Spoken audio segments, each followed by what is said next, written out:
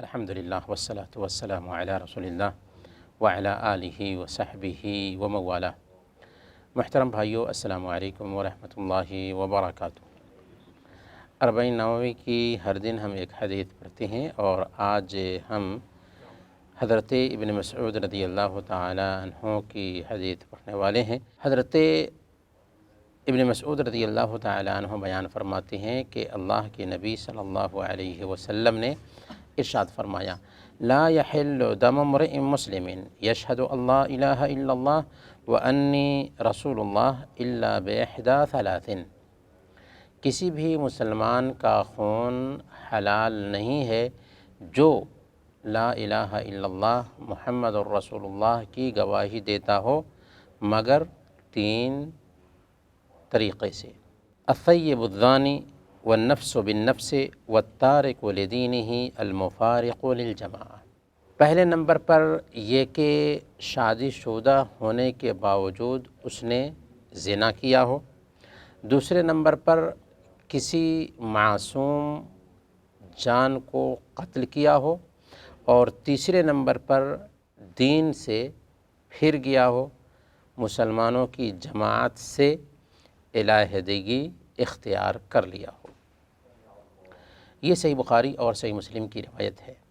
اس حدیث میں اللہ کے نبی صلی اللہ علیہ وسلم نے انسانوں کی جان کی حفاظت کے حوالے سے قاعدہ بتایا کہ کسی بھی انسان کا خون بہانا جائز نہیں، حرام ہے۔ خاص طور پر ایک مسلمان کی جان کی بڑی قدر ہے اسلام کی نظر میں، اور اللہ کے نبی صلی اللہ علیہ وسلم بیان فرما رہے ہیں کہ ایک مسلمان کا خون بہانا حرام ہے، ناجائز ہے، جائز نہیں ہے۔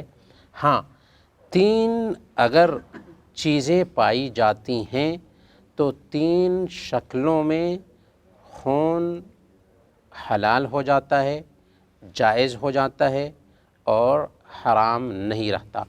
وہ کون کون سی تین شکلیں ہیں جس میں ایک مسلمان کا خون بھی حلال ہو جاتا ہے، جائز ہو جاتا ہے، حرام نہیں رہتا؟ اسی تین شکلوں کو اس حدیث میں اللہ کے نبی صلی اللہ علیہ وسلم نے بیان فرمایا ہے۔ سب سے پہلی نمبر پر اللہ کے نبی صلی اللہ علیہ وسلم نے بیان فرمایا: الثیب الزانی۔ شادی شدہ ہونے کے باوجود، یا شادی تو تھی پر طلاق واقع ہو گئی، یا بیوی مر گئی، لیکن شادی شدہ ہو یا شادی شدہ تھا، اس کے باوجود بھی اس نے زنا کیا، تو اسلام حکم یہ دیتا ہے کہ اس کو سنگسار کیا جائے گا۔ سنگسار کا مطلب کیا ہے؟ پتھر سے مار مار کر کے ختم کر دیا جائے گا۔ اس وقت تک اس کو پتھر مارا جائے گا جب تک کہ وہ مر نہ جائے، اور یہ شریعت کا اجماعی مسئلہ ہے، اس میں کسی طرح کا اختلاف نہیں رہا، بلکہ قرآن کریم میں ایک آیت تھی: والشیخ والشیخۃ اذا زنیا فرجموہما۔ بوڑھے مرد اور بوڑھی عورتیں، یعنی جو شادی شدہ ہیں، اگر زنا کر لیں تو ان دونوں کو رجم کرو، پتھر سے مار مار کر کے ان کو ختم کر دو، یہاں تک کہ وہ مر جائیں، تب تک کہ پتھر مارتے رہو۔ تو گویا کہ اگر شادی شدہ مرد اور عورت ہیں اور انہوں نے زنا کیا ہے تو انہیں رجم کیا جائے گا۔ ظاہر میں تو لگتا ہے کہ یہ حکم سخت ہے، لیکن اسلام جان کی حفاظت کے لیے اور عزت کی حفاظت کے لیے ہی دراصل یہ قانون دیتا ہے، تاکہ لوگوں کی عزت کی حفاظت ہو۔ اگر یہ قانون کسی بھی سماج میں لاگو کر دیا جائے تو وہاں پر عزتیں محفوظ رہیں گی۔ اللہ کے نبی صلی اللہ علیہ وسلم نے خود اس سزا کو لاگو کیا ہے، چنانچہ اللہ کے نبی صلی اللہ علیہ وسلم کے زمانے میں غامدیہ اور ماعز اسلمی رضی اللہ عنہما کو سزا دی گئی تھی رجم کی، لہذا قیامت کے دن تک یہ حکم باقی رہے گا۔ دوسرے نمبر پر والنفس بالنفس، کوئی آدمی کسی دوسرے آدمی کو قتل کر دے تو قاتل کو اس کے بدلے میں سزا دی جائے گی۔ اللہ فرماتے ہیں وَلَكُمْ فِي الْقِصَاصِ حَيَاةٌ يَا أُولِي الْأَلْبَابِ، تمہارے لیے قتل میں زندگی ہے اے عقل رکھنے والو۔ قتل میں زندگی کیسے ہے کہ ایک قاتل کو اگر سزا دی جاتی ہے تو یاد رکھیں پھر بعد میں کوئی بھی انسان کسی دوسرے کو قتل کرنے کی جرأت نہیں کرے گا، یہ سوچتے ہوئے کہ اگر میں نے قتل کیا تو مجھے بھی یہ سزا ملے گی۔ آج قتل کے واردات عام ہو چکے ہیں، کیوں؟ اس لیے کہ قاتل یہ سمجھتا ہے کہ مجھے تحفظ حاصل ہے، میں اگر جیل میں گیا بھی تو چند دنوں کے بعد چھوٹ کر آ جاؤں گا، لیکن میرا فلاں دشمن ہے، اس کی مجھے جان لینا ہی ہے۔ پر جس سماج میں قاتل کو سزا ملتی ہے اس سماج میں وہ سوچے گا کہ اگر میں نے قتل کا اقدام کیا تو مجھے بھی قتل کیا جائے گا۔ ایسی حالت میں انسانوں کی زندگیاں محفوظ ہوں گی۔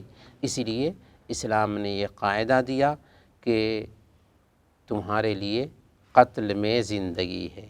قتل میں زندگی کیسے ہے سمجھ میں آ گیا کہ قاتل کو جب سزا دی جائے گی تو ہر انسان قتل سے بچے گا۔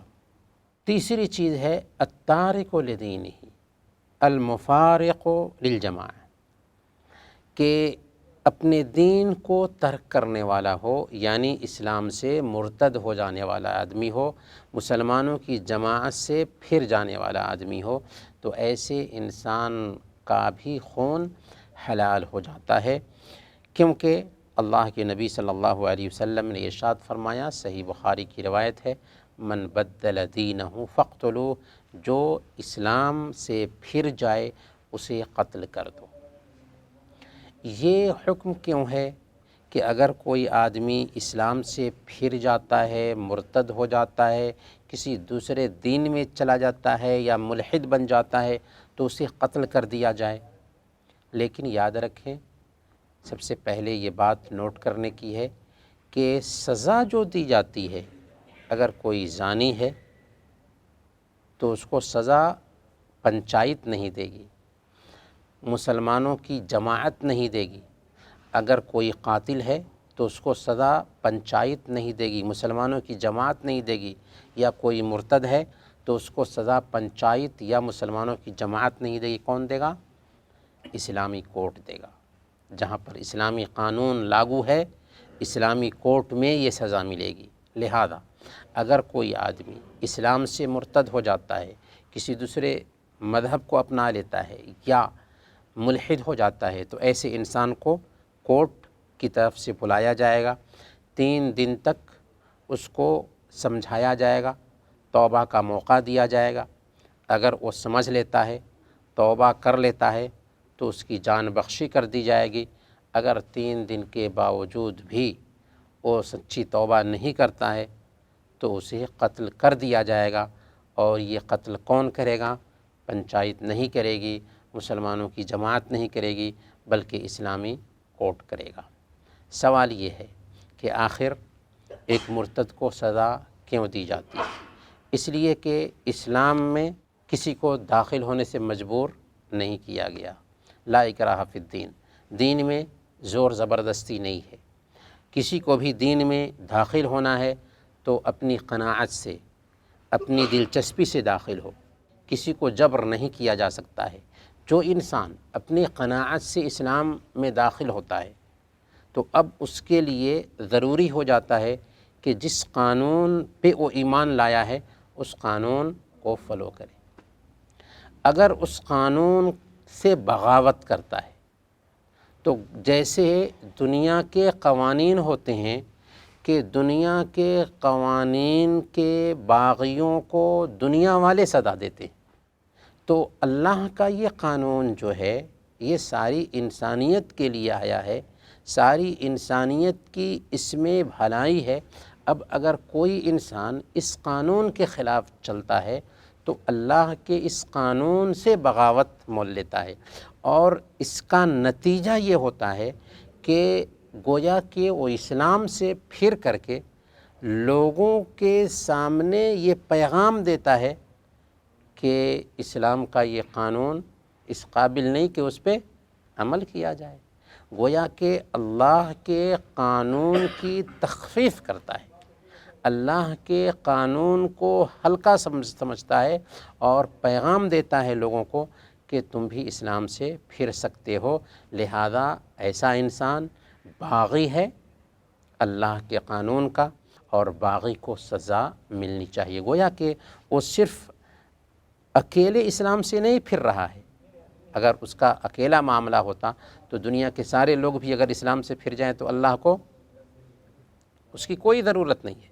لیکن چونکہ وہ اسلامی سماج میں ایک تہلکہ مچا رہا ہوتا ہے اور اللہ کے اس قانون کی تخفیف کر رہا ہوتا ہے، اس لیے ایسا انسان قتل کا مستحق ہے۔ تو یہ 3 ایسے افراد ہیں جن کا خون حلال ہوتا ہے کہ ایک انسان اگر شادی شدہ ہے، زنا کر لیتا ہے، یا کسی انسان معصوم انسان کو قتل کر دیتا ہے، یا یہ کہ اسلام سے پھر جاتا ہے، مرتد ہو جاتا ہے، تو ایسے 3 انسان کا قتل حلال ہے۔